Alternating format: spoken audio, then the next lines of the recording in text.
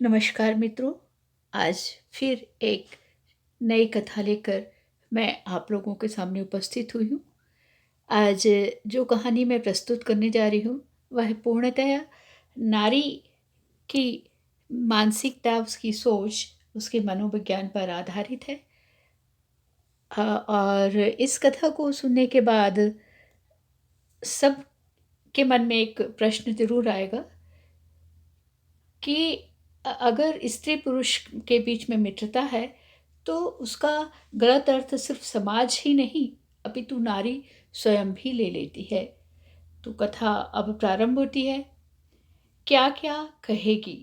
मित्रों, एक और आप लोगों से निवेदन है कि मेरे चैनल को सब्सक्राइब करें।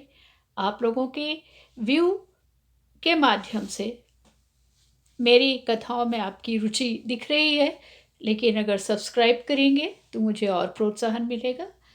बहुत बहुत धन्यवाद। तो मैं कथा शुरू करती हूँ। आज उसे इस विषय पर खुलकर बात करनी ही पड़ेगी। फिर देखती है उसका क्या रिएक्शन होता है। आखिर इस घुटन का अंत होना ही चाहिए। मीना मन ही मन सोच रही थी और शायद प्रतिदिन ही सोचा करती थी। बेवजह कुचेष्टाओं का को क्यों सहे। उसका भी अपना आत्मसम्मान है, उसके अपने सिद्धांत हैं, मन है, कोमल हृदय है और देह भी। तो क्या देह की अपनी कोई ज़रूरत नहीं होती? और मन की वह सिहर उठी। उसने कितनी बार मानसिक रूप से अपने आप को परेशान पाया है। आज वह दो टूक बातें करके ही रहेगी। उसने बड़े सुंदर सफ़ेद हरे बॉर्डर की साड़ी निकाली और खुद को सलीके से तैयार किया। मन ही मन फिर दोहराई, आज आर या पार। ऐसा नहीं कि आज ही की बात हो।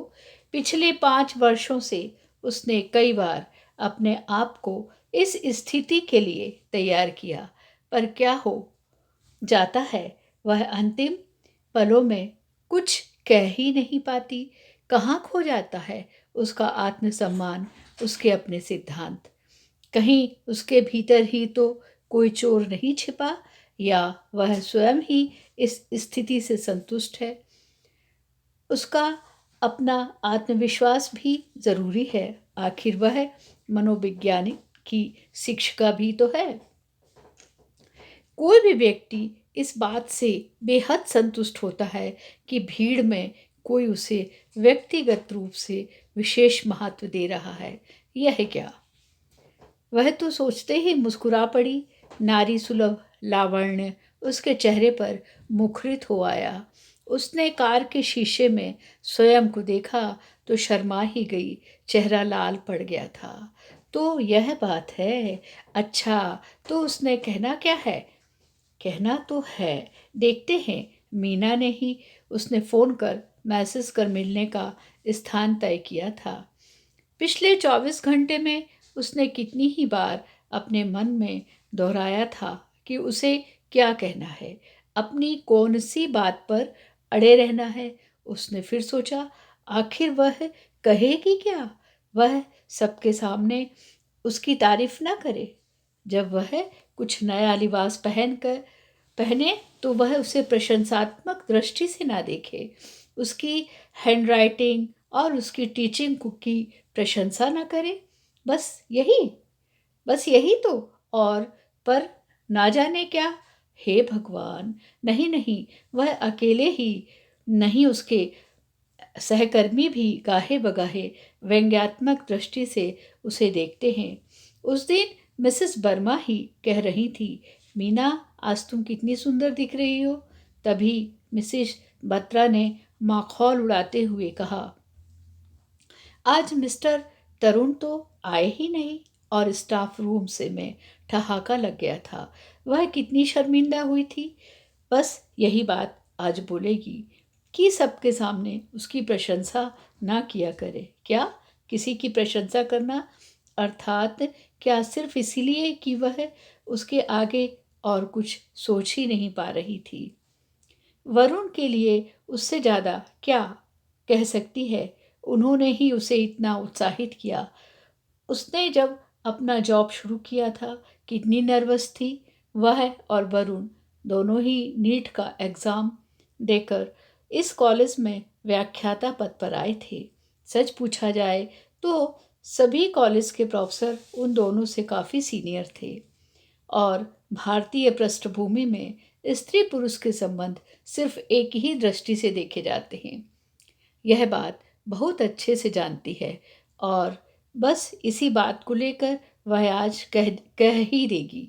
कहीं इस मानसिक संघर्ष के पीछे उसका स्वयं का अतीत तो नहीं, अल्पायु में ही वैधव्य, उसका अधूरापन। यूं तो वह 14 और 16 वर्ष के बच्चों की माँ है, फिर भी क्या? उसने देखा वह अपने गंतव्य में पहुंच चुकी है। वरुण बहुत सुंदर फिरोजी कलर की टी शर्ट पहने उसका स्वागत करने के लिए खड़े हैं।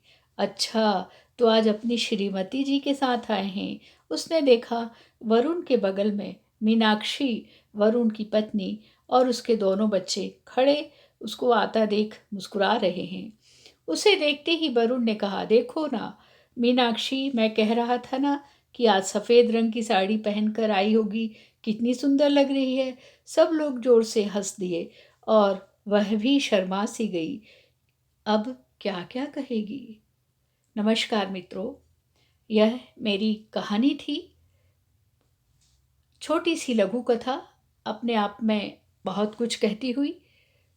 आशा करती हूँ आप लोगों को पसंद आई होगी। आपका दिन शुभ हो। धन्यवाद।